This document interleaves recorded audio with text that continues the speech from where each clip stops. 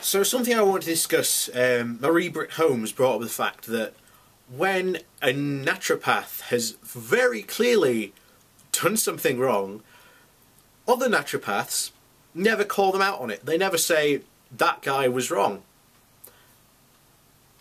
And in the article, she doesn't really explain, to me, she didn't really explain why, but let me give sort of my interpretation as to why I think that is. Now, I think she's 100% right.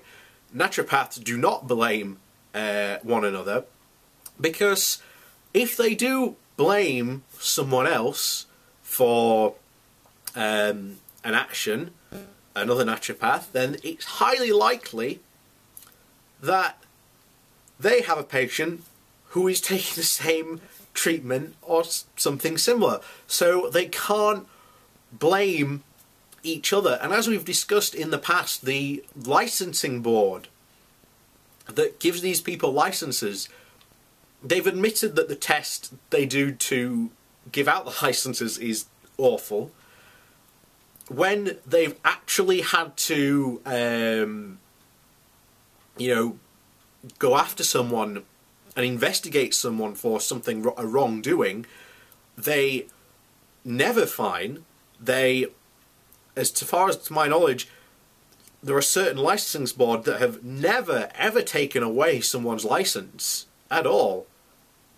Even though there have been people that have brought up for, you know, overdosing on, you know, for things, or doing, you know, malpractice that a doctor would instantly lose his license for, but for a naturopath, it's fine.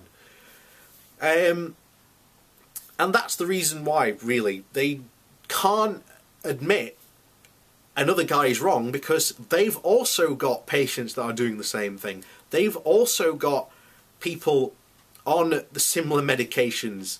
So they can't admit that's wrong, because they can't point out someone else's faults, because they're at fault themselves.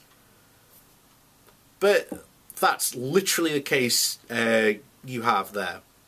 Naturopaths can't blame others, because in doing so, they'd have to point the finger at themselves as well. And they cannot play the blame game, because, as the saying goes, if you live in a glass house, don't throw stones.